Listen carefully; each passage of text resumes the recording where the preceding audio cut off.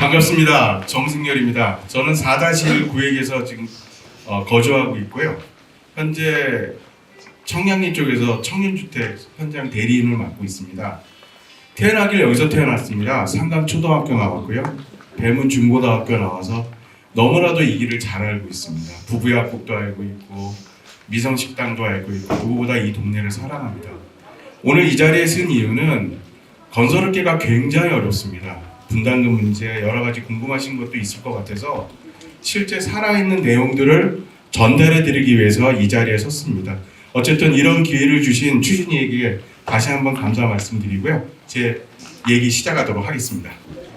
주택시장의 환경 분석부터 하고 들어가도록 하겠습니다. 현재 민간 아파트 분양이 2023년은 2022년에 비해서 50%를 격감한 상태입니다. 그리고 그에 아울러서 서울시는 작년에 5년간 50만 원 공급 정책을 발표를 했었습니다. 그리고 서울시 작년 빌라 시장을 보면 2022년에 비해서 2023년이 30%로 좀 격감되어 있는 상태입니다. 그러니까 주거 환경은 공급이 굉장히 절실한 시점이라고 보시면 됩니다. 재건축 공사비는 현재 1,000만 원을 향해 가고 있습니다. 기존 단지들이 계약이 3년 전에 계약을 했기 때문에 대부분 550에서 650 정도로 계약이 됐고요. 현재 850에서 900 정도를 가고 있습니다.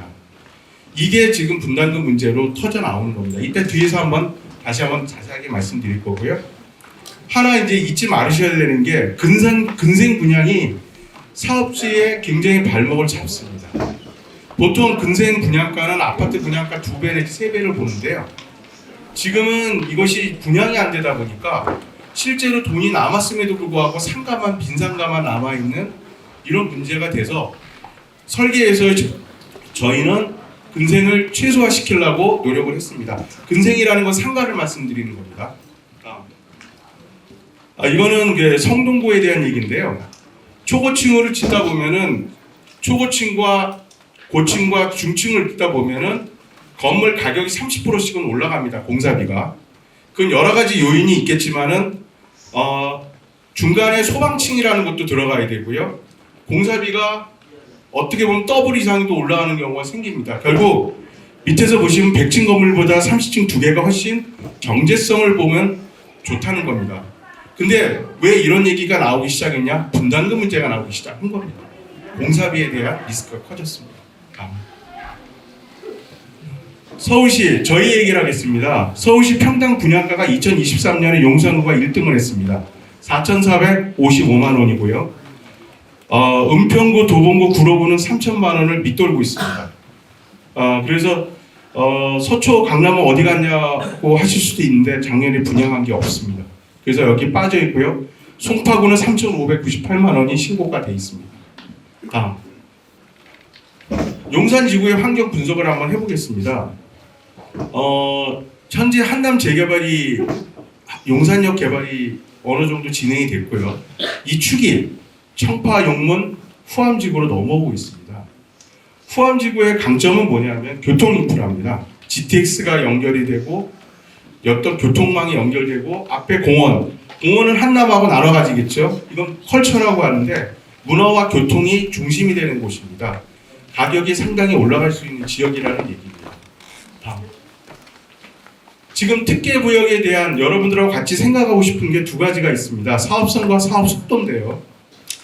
사업성은 조합원수 대비 일반 분양이 많아야 합니다. 일부 단지들이 분담금이 커지고 또 분담금에 대한 비용이 올라가는 것은 결국 사업은 일반 분양을 통해서 수익적인 수익을 갖고 공사를 하시는 건데 문제는 일반 분양 세대수가 적기 때문에 발생되는 거고요. 대형 평형일수록 사업성이 유리합니다. 또 하나는 사업 부진의 보상비 관리가 문제가 되는데요. 일단 교회하고 근생이 많을수록 되게 어렵습니다. 특히 교회가 많을수록 너무너무 힘이 듭니다. 근생은 이해관계가 틀리기 때문에 땅값만 보상해서 될 문제는 아니고요. 추가 보상금이 나가야 됩니다. 교회 역시 마찬가지이기 때문에 교회와 근생은 최소화시키는 것이 사업성에 굉장히 유리하고요. 사업 속도에도 영향을 준다고 생각합니다. 사업 속도를 놓고 보시면 저희 가운데 있는 4-1이 지금 1045세대로 봤습니다. 1045가구로 봤는데요. 조합원을. 굉장히 큰 겁니다. 여러분들 얘기하실 때 뭐 아파트는 3,000세대도 5,000세대도 한다는데 무슨 소리야? 라고 하실 수 있는데 아파트는 동일 평형의 동일 조건을 갖고 있기 때문에 조합원을 운영하기가 좋습니다.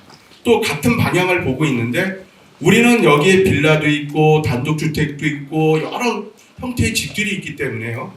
1045세대를 끌고 간다는 것은 사업 속도에 영향을 줍니다. 그리고 여러분 이제 아셔야 되는 거 하나가 인허가는요. 서울시하고 용산구가 주도하는 겁니다. 실제로. 거기에 저희가 반응을 하는 건데 중요한 거는 저희가 추진위가 17년 동안 유지하면서 있었기 때문에 이따 말씀드리겠지만 땅이 정방향으로 갔어요. 굉장히 이쁜 땅입니다. 그리고 인허가상의 동의율은 굉장히 중요합니다. 지구단위 계획이라는 거는 선을 긋는 작업입니다. 통합에 대한 얘기는 옵션인 거고요. 지금 이 분리되는 이것이 지금 인허가가 용산구에서 작업을 하고 있고 작업된 상태에서 아마 넘어갈 겁니다. 서울시로. 역시 아까 말씀하신 대로 추진위가 있다는 거, 동의율을 갖고 움직인다는 거는 인허가상 굉장히 중요한 요소입니다.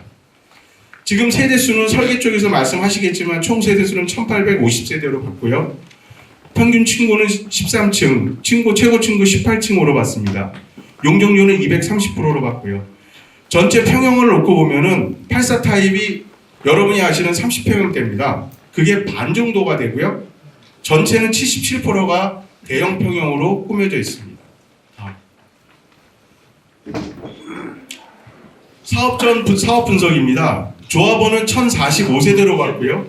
건립세대는 1850세대, 일반 분양을 805세대로 봤습니다. 이제부터 비례율이라는 말을 쓰겠습니다. 아마 아시는 분도 있고 모르시는 분도 있겠는데 비례율이라는 건 종전 자산을 분모로 놓고 종후 자산과 사업비를 놓고 보는 겁니다. 전체 100%를 놓고 봤을 때 100%가 나와야 분담금이 없고 사업성이 좋다고 보는 거고요. 90%대가 떨어지면 분담금이 발생이 될 겁니다. 사업성이 안 좋은 겁니다.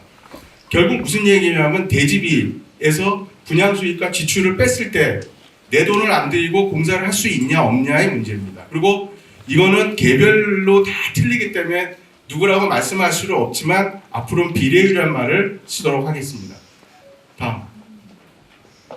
현재 비례율 사업 분석을 하는 기준은 1045세대 조합원 분양은 3,500만 원으로 봤고요. 805세대는 4,392만 원으로 봤습니다. 조합원 분양가는 일반 분양가의 80%로 산정을 했습니다. 그리고 제가 그 임대를 짓기 때문에 임대 한 세대에 대한 말씀을 좀 드리려고 합니다. 임대는 서울시에서 사감에서 평균 330을 350을 줍니다. 이 차이는 대형 평형과 소형 평형 차이입니다. 대지비까지 고려하면 아마 1,800 정도를, 요거는 약간의 그 비율은 차이가 날 수 있는데 요 정도 수준으로 봤습니다. 그렇다면은 30평 기준으로 놓고 보면은 저희가 일반 분양으로 했을 때 13억을 받을 수 있는 거를 임대주택을 서울시에 넘겼을 때는 7억 7천의 손실이 발생이 됩니다. 그러니까 임대주택을 많이 지면 질수록 조합한테는 사업성에는 악영향을 준다는 얘기고요. 또 하나 조합원하고 임대의 마감 수준이 동일해야 합니다. 조합원 거는 좋게 하고 임대는 나쁘게 하고 이렇게 할 수가 없습니다. 똑같이 줘야 됩니다. 일반 분양은 좀 달리 갈 수가 있는데 아마 건설사에서 오신 분들 이거 다 아실 거예요. 서울시에서는 어쨌든 싼 값에 이 임대를 사가는 겁니다. 이거는 좀 저희 조합한테는 약간이 아니죠. 40% 정도, 일반 분양가의 40% 정도를 가져가기 때문에 사업성에는 한 60% 정도의 영향을 준다고 보셔야 될 것 같습니다. 다음. 저희 사업성입니다. 비례율이 106% 정도 산정이 됐습니다. 이거는 대기업 건설사와 같이 분석을 했고요. 그 회사의 노하우로 분석을 했습니다. 일반 분양가를 4,392만 원으로 봤고요. 조합 분양가를 일반 분양가의 80%로 산정했습니다. 상가는 2,410만 원으로 봤습니다. 일반 분양가의 반밖에 안 받습니다. 도급공사비는 950만 원을 받습니다. 여러분 사업비에서 잠깐 말씀드릴 게 빨간색 표시입니다. 임대주택 공사비가 들어가는 게 좀 크고요. 이자 비용도 꽤 큽니다. 이건 사업 기간하고 연관이 돼 있고요. 시공비가 지금 문제입니다. 시공비가 제가 2020년에 철근값이 톤당 130만 원까지 갔거든요. 그래서 지금은 안정화돼서 80만 원 정도로 가고 있습니다. 그 얘기는 무슨 얘기냐면은 가격의 변동폭이 굉장히 커졌습니다. 건설사도. 지금 현장에 사람 구하기가 되게 좋습니다. 자재도 잘 들어와요. 일하는 데가 없다는 얘기입니다. 그게 파급 효과가 온다고 봐야 되는 거예요. 서울시가 그게 걱정이 되니까 용산역 그 역세권 개발도 한다는 거고, 뭐 동호암동도 구역 지정을 해서 해주려고 하는 거고, 지금 서울시 입장에서는 공급 정책이 절실한 시점이에요. 저희가 건설업자들은 피부로 느껴져요. 지금 일이 없어서 인건비도 좀 다운되는 이런 상황입니다. 그래서 지금 저희 조합에서는 추진위에서는 시공비를 어떻게 관리할 건가가 여러분하고의 핵심입니다. 여러분들 전기료 한 달에 얼마 정도 내세요? 여기 그 여자분 얼마나 내세요? 전기료 10만 원 정도 내잖아요. 고급 아파트 가면 100만 원 나오는 중. 100만 원 정도 나와요. 근데 이거를 조합에서 어떻게 관리할 거냐의 문제고, 예전에는 조합장 하시던 분이 전문 지식이 없어도 됐을 것 같아요. 저희가 재건축 소장할 때는 제가 장미세림 재건축을 했었습니다. 소장을. 근데 거기 조합장님은 정육점 사장님이셨어요. 뒤에 칼 꽂고 다니셨거든요. 제가 집에 갈 때는 돼지고기도 좀 잘라주시고 했었어요.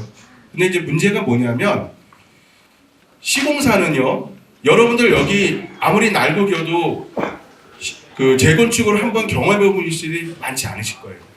근데 여러분이 상대하는 시공사는 적어도 1년에 10개 이상은 컨트롤을 합니다. 우리보다 이길 수가 없습니다. 그러니까 계속 끌려갈 수밖에 없는 상황이 발생이 되는 겁니다. 지금 그게 인플레이션과 맞물려 떨어지면서 모든 재건축 단지들이 굉장히 어려움을 겪고 있는 겁니다. 다음. 타 사업지 비례율을 말씀드리겠습니다. 저희가 친숙한 단지가 있죠. 한남 2구역 100%입니다. 청파 99.7%입니다. 대조 91.09%로 나옵니다. 아까 말씀드렸죠. 90%대면 분담금이 발생이 됩니다. 다음. 마지막 저희 사업 원가 관리 전략. 그러면 너희들은 어떻게 원가 관리를 할 거고 조합원의 이익을 할 거냐는 거를 질문을 하신다면, 일단 조합원 참여가 필요합니다. 사업 기간을 단축을 해야 금리가 줍니다. 저희가 13층, 18층에 대한 단점과 장점이 있는데, 13에서 18층 공사할 때하고 30층 공사할 때의 차이는 공사 기간이 1년 이상 차이가 납니다. 그건 제가 35년을 공사만 해봐서 압니다. 층고에 의해서 아파트 공사 기간이 결정이 됩니다. 그리고 또 하나는 뭐냐면, 평면이 좀 자연스럽게 갈 수가 있어요. GTS와 관계없이 하중이 작기 때문에 그렇습니다. 그건 설계 쪽에서 말씀하실 거고요. 저희는 지금 건축사와 기술사를 보유하고 있습니다. 이 추진위 내에서. 그래서 사전 설계 관리를 할 겁니다. VE를 할 겁니다. 그래서 조합원한테 필요한 부분을 극대화시키고 필요 없는 부분을 줄일 겁니다. 또 고급화와 효율화에 중점을 둘 겁니다. 명품을 댈 수밖에 없는 단지긴 한데, 겉만 번지르는 게 아니라 관리비도 적게 나오고, 참고로 드리면 주방에 무조건 에어컨을 놓을 거고요. 보일러는 무조건 키울 겁니다. 보일러는 키워야 합니다. 왜? 확장 부분이 많기 때문에 용량이 딸립니다. 나중에 바꾸려면 돈이 어마어마하게 들어갑니다. 이런 부분에 대해서 관리비 측면도 보겠다는 겁니다. 저희가. 그리고 마지막으로 말씀드릴 게, 시공사하고 대응 전략을 꾸미겠습니다. 설계 변경에 대한 내용, 또 계약 내용에 대한 내용을 정확히 파악을 해서 사전 조합원들한테 부담이 안 될 수 있는 VE라는 거는 밸류 엔지니어링이라고 사전 원가 관리입니다. 시공 단계에서 원가 관리를 하는 게 아니라 설계 단계에서도 원가 관리를 하겠다는 얘기입니다. 이건 건설사가 하는 기법인데요. 그렇게 하지 않으면 106%라는 그 비례율은 언제든지 움직일 수가 있습니다. 저희가 어떤 생각을 하냐에 따라서 비례율은 달라질 수 있습니다. 비례율 106%라고 하는 거는 저희가 단독으로 갔을 때도 충분히 다른 단지보다 경쟁력이 있다는 거고요. 그 경쟁력을 가기 위해서는 각고의 노력이 필요합니다. 그 노력을 배진하기 위해서는 여러분들의 참여율과 동의율이 절대적입니다. 단도직대로 갔을 때 저희는 가치를 봅니다. 한남 더원이죠? 한남 더힐이라든가 그런 고급 단지를 지향을 하고 있습니다. 쾌적한 단지를 지정합니다. 그렇게 짓고도 사업성이 충분하기 때문에 몸집을 이 정도만 유지해놓고 빨리 가고 싶습니다. 저는 여기서 저희 어머님이 재건축을 못 보고 돌아가셨어요. 그래서 제가 제 때는 어떻게 해봐야 될 것 같아서 나섰고요.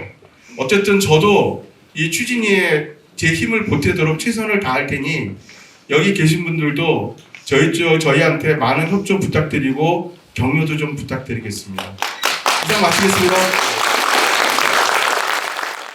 저는 이제 정기사업 코디네이터라고 그래가지고 갈등 조정하는 일을 하고 있고, 그 다음에 나중에 조합이 되거나 또는 추진위가 되려고 할 때 서울시 그 룰에 의해서 추정분담금을 보고서를 작성해서 구청에 제출을 하면 저는 그 구청 요청에 따라가서 보고서를 검토하는 일을 합니다. 추정분담금 검증을 한다고 하거든요. 검증위원으로 4, 5년 일을 했습니다. 그래서 이거 보면은 이게 구체적인 숫자는 안 나오지만 빨간불인지 파란불인지 나오거든요. 제가 그 앉아서 느낀 거는 여러분들 집 잘 지키고 계십시오. 그러하고요. 우선은 제 의견을 말씀드릴게요. 굉장히 그 사업성 해주셨던 굉장히 이분은 인천 아빠도 왕소금이신 것 같아요. 굉장히 사업을 보수적으로 보셨어요. 왜 그렇게 말씀드릴 수 있냐면 분양가를 4,336만 원이고 보셨죠? 현재 시점으로 봤습니다. 예, 근데 저는 너무 짜게 보신 것 같아요. 왜 제가 그거를 입증을 시켜드릴게요. 그 고덕 택지지구 아십니까? 강동구 명일동이요. 거기에 보면 명일역 앞에 솔베뉴라는 아파트가 있어요. 그 삼익 그린 아파트를 재건축한 건데 거기가 34평이 5천만 원 하다가 지금 4,500까지 떨어졌어요. 그러면은 여기에 4,300만 원 분양하는 것과 그 강동구 명일동에 4,500 분양하는 게 있는데 거기 물론 네미아 브랜드가 붙었어요. 비슷한 금액인데 여러분 어디 사실 겁니까? 여기 사죠. 네. 너무 짜게 보셨어요. 그리고 훨씬 더 금액을 높여도 되는 상황이고요. 그 다음에 공사비도 저는 각 구역의 공사비 다 검토해가지고 지금은 물리적 상황 때문에 공사비가 올라간 것도 있지만 금리 상황으로 공사비가 올라간 것도 있잖아요. 전 조만간 이게 조금 해결될 기미가 있다고 생각을 합니다. 그러면은 시공사도 그 압박에서 좀 벗어날 수 있고요. 근데 지금 이 금액은요 상당히 추가 공사비를 물지 않게 하는 의도가 역력한 것 같아요. 맞습니다. 네, 그리고 보급화 좀 하면서 제가 서울시에서 이거 받았다면 저는 여기서 왕창 깎습니다. 너무 비싸다고. 그런 상황으로 프로그램 돼 있다는 거 좀 말씀드리고요. 근데 제가 뭐를 또 말씀드려야 되나요? 그리고 그러니까 제가 의견이 좀 다른 건 뭐냐면 그러니까 한남 2구역 같은 경우에는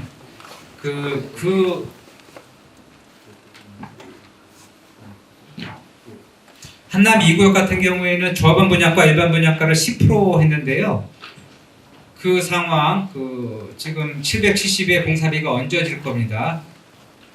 거기에 일반 분양 비율이 25%가 채 안 되는데 여기서는 조합원 할인이 20%가 아마 안 될 거예요. 한번 확인을 한번 해보시면 좋을 것 같아요. 예, 10%죠. 예, 20% 나올 구역이 아니에요. 예, 그거 좀 하나 체크를 해보면 될 것 같고요. 그다음에 제가 앉아서 생각난 거 말씀드리고 필요한 거 말씀드리고 그다음에 제가 아는 데까지 한번 질문을 받아보겠습니다. 아마 질문 받으라고 저를 올려보낸 것 같아요. 제가 앉아서 느낀 건요. 제가 여기 사업주라면 포지셔닝을 어떻게 할 것인가인데요. 제가 앉아서 느낀 거는 세미 한남더힐, 세미 나인원 한남으로 가야 될 것 같아요. 거기가 용적률이 120에서 140이기 때문에 여기는 죽었다 깨나도 거기 못 가요. 거기 못 쫓아가지만 인근에서 어떤 그 입지적인 어떤 장점, 그다음에 여기 용산구라는 그 여러 가지 장점을 활용하려면 그 높이만 올리는 재건축을 할 필요가 없는 것 같아요. 그래서 그쪽으로 지향하면 여러분들이 저기가 한남더힐이 26평짜리가 제일 작은 건데요. 지금 시세가 1억 1,500이에요.